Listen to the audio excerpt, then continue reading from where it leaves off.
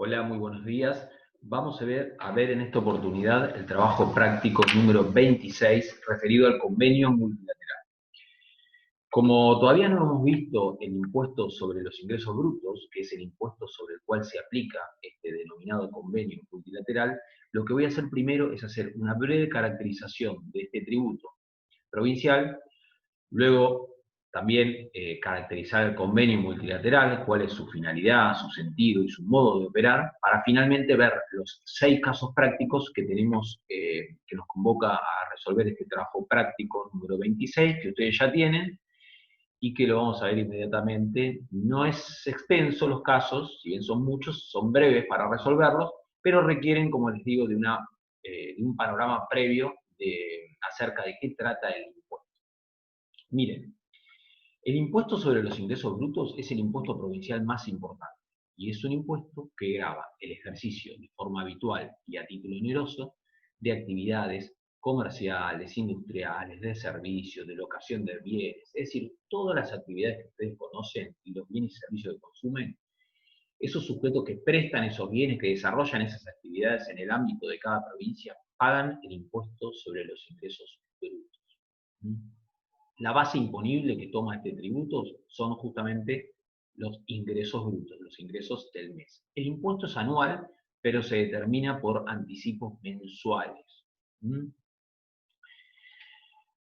Uno de los problemas más importantes de este impuesto, que como les digo, lo tienen todas las provincias y es el impuesto que más potencia recaudatoria tiene, uno de los problemas más importantes es el referido a la territorialidad, es decir, a definir el ámbito en el cual se desarrollan esas actividades. Porque ustedes imagínense que una persona, un sujeto, una empresa, puede comprar en una jurisdicción y vender en otra, puede tener la administración en una jurisdicción y efectuar ventas en otra, puede desarrollar su actividad en distintas etapas que pueden ocurrir en distintas jurisdicciones. En la terminología digamos, de este impuesto decimos jurisdicciones a las provincias.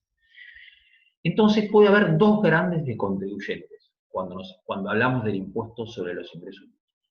Contribuyentes locales, esa es la denominación que se efectúa sobre sujetos que desarrollan su actividad íntegramente en una jurisdicción.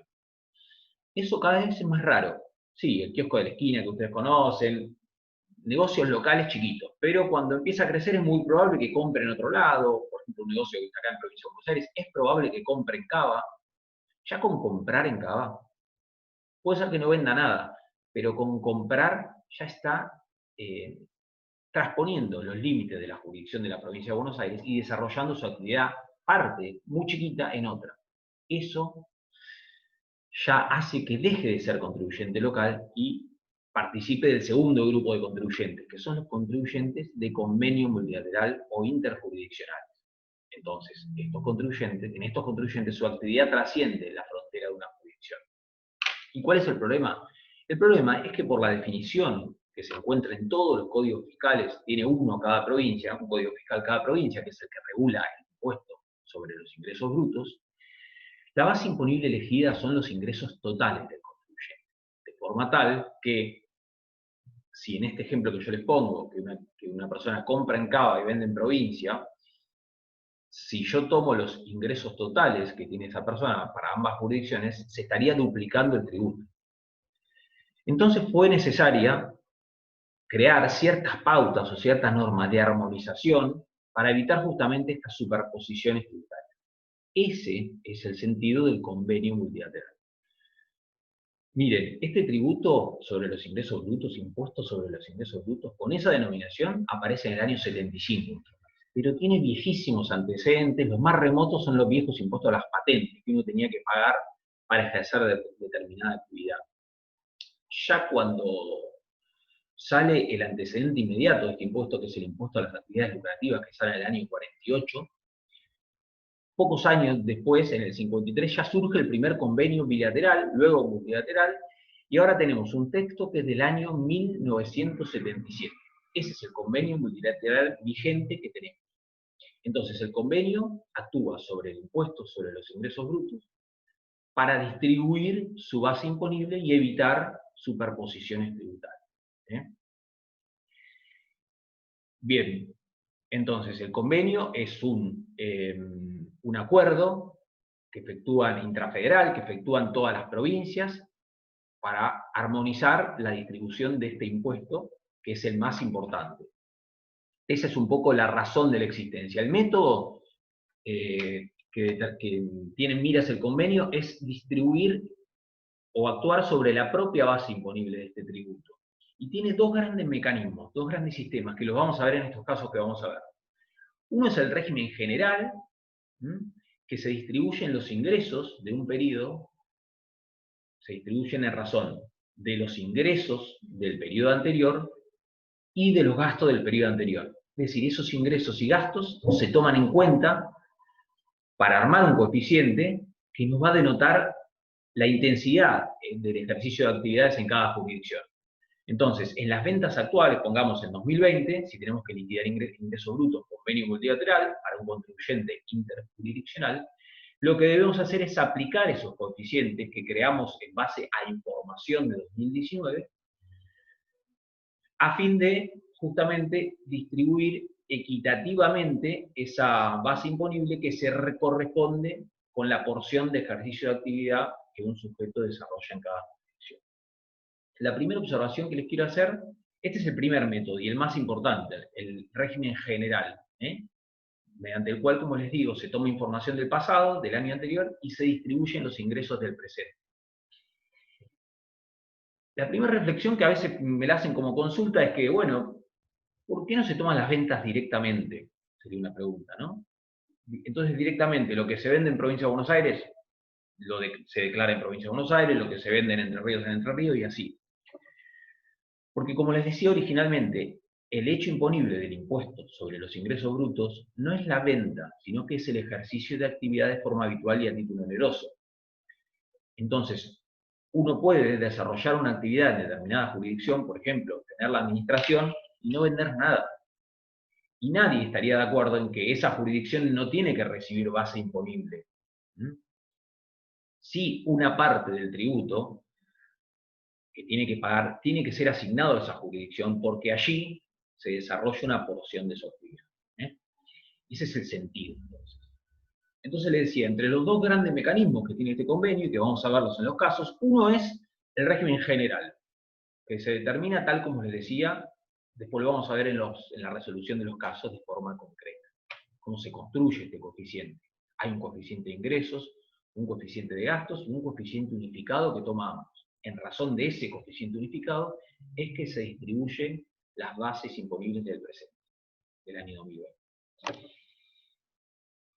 Y por otra parte, hay regímenes especiales en el convenio, que son regímenes que están entre el artículo 6 y el 13 de este convenio multilateral, y que encuentran una mejor forma de distribuir esta base imponible bajo un mecanismo de, digamos, imputación directa. Es decir, no se construyen coeficientes, sino que en cada operación que se efectúan, referidos a las actividades que tienen regímenes especiales, se aplican esos porcentajes concretos por operación que están en cada artículo. Por ejemplo, si ustedes, como cuando se reciban como profesionales, ponen un estudio acá en la provincia de Buenos Aires y desarrollan su actividad tanto en la provincia como en la ciudad de Buenos Aires, en ese caso el convenio tiene un artículo específico para esa situación, que es el artículo 10, para los profesionales. En ese caso el convenio va a atribuir por ese servicio, supongamos que ustedes prestan un servicio profesional determinado y obtienen 10.000 pesos, el convenio les va a decir que por esa operación van a tener que atribuir un 20% a donde se encuentra el estudio y un 80% al lugar en donde se desarrolla la actividad. Como tal que si ese servicio lo prestaron en Cava, 8.000 pesos se atribuirán en ese mes determinado para Cava y 2.000 para la provincia de Buenos Aires. Y así con cada operación tratada de forma individual. Estos regímenes especiales hay que mirar si la actividad que estamos evaluando para liquidar está comprendida en un régimen especial. Si está comprendida, tenemos que aplicar el régimen especial. Y de no estar comprendida la actividad en un régimen especial, de forma residual tenemos que aplicar el régimen general del artículo. Bueno, este es un poco el panorama inicial que yo les quería contar respecto del impuesto sobre los ingresos brutos y el convenio multilateral. Si tienen dudas, por supuesto que me escriben, luego de ver los prácticos. Y ahora sí, ya mismo vamos a empezar con los casos, que tenemos 6 casos. El primero, yo les cambié el orden, ahí ustedes ya lo van a tener como yo los voy a dar. El primero vamos a distribuir la base imponible, vamos a ver cómo funciona este convenio. Recordemos entonces que el convenio, una vez que cumple su función, que es distribuir la base imponible de este particular tributo, ya no tiene más ninguna relevancia, en el sentido de que luego es la jurisdicción quien determina cómo grabar eso, qué alícuota, si lo exime. En ese ámbito, el convenio no tiene ninguna injerencia. El convenio cumple su finalidad una vez que efectúa esa distribución de base imponible entre cada jurisdicción. Vamos a ver el caso 2, cómo se calcula el coeficiente unificado. En el caso 3 vamos a ver que hay ingresos computables y no computables para armar ese coeficiente. En el caso 4 vamos a ver que hay gastos computables y no computables para armar ese coeficiente. Y en el caso 5 y 6 vamos a ver 2 regímenes. Un régimen especial de la construcción, que es el régimen 6, que atribuye, por ejemplo, un 10% en donde está la administración de una empresa y un 90% en donde están las obras. Siempre estamos hablando de un sujeto que efectúa su actividad en distintas jurisdicciones. Si esa constructora se encuentra solo en provincia de Buenos Aires y tiene la administración y las obras en provincia de Buenos Aires, es contribuyente local, no es un contribuyente de convenio.